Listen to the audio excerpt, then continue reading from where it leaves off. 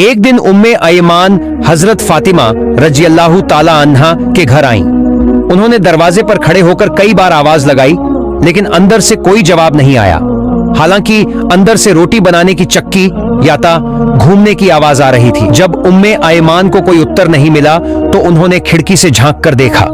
यह देखकर वे हैरान रह गईं कि फातिमा रजी अल्लाह ताला अन्हा गहरी नींद में सो रही थीं, लेकिन चक्की अपने आप घूम रही थी। कमरे के एक कोने में एक महिला तस्बीह अल्लाह का जिक्र पढ़ रही थी और दूसरी महिला हजरत हुसैन रजी अल्लाह ताला अन्हु को गोद में लेकर प्यार कर रही थी।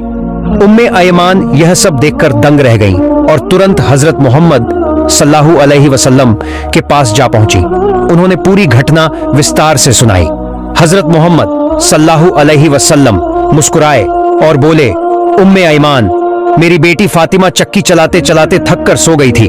उसका तस्बीह अल्लाह की याद पढ़ना भी अधूरा रह गया था और गर्मी की वजह से हुसैन की नींद टूट गई थी। इसलिए अल्लाह ताला ने 3 फरिश्तों को भेजा।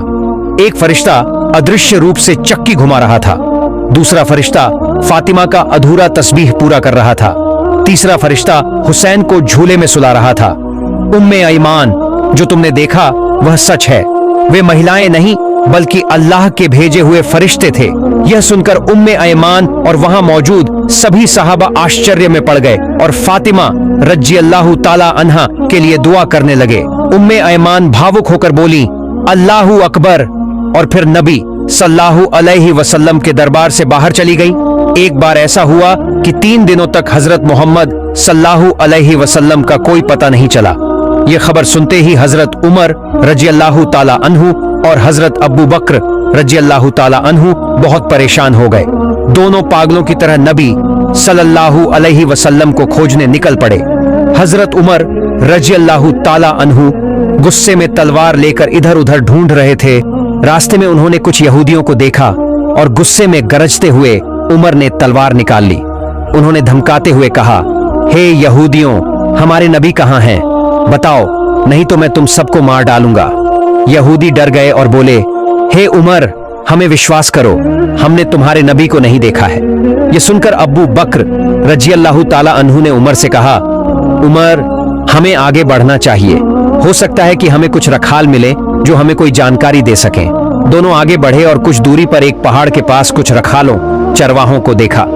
अबू बकर रजी अल्लाह ताला अन्हु ने उनसे पूछा, हे रखालों, क्या तुमने इस ओर हमारे नबी को जाते हुए देखा है?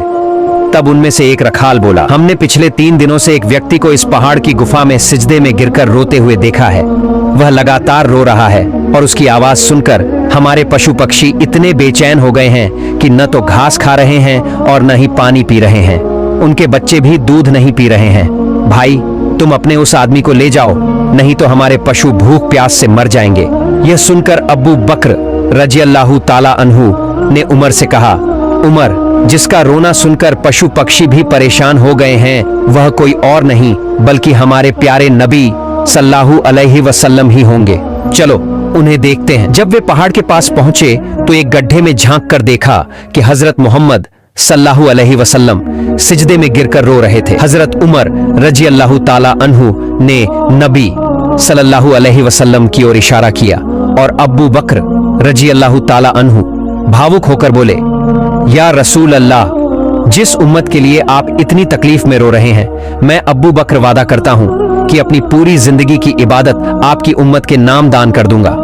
लेकिन दया के नबी सल्लल्लाहु अलैहि वसल्लम फिर भी सिर नहीं उठाते।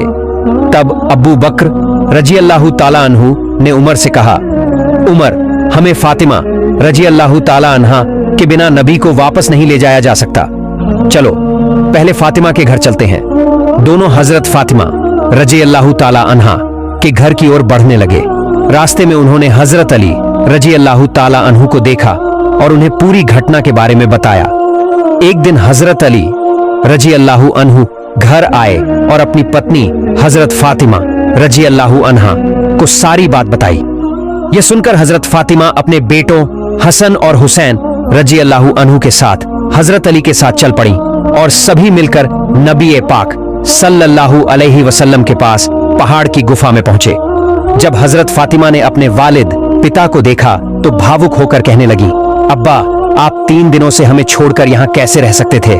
हम आपको खोजते खोजते परेशान हो गए, लेकिन आपका कोई पता नहीं चला। आप हमें और अपने प्यारे नाती हसन और हुसैन को कैसे भूल सकते थे?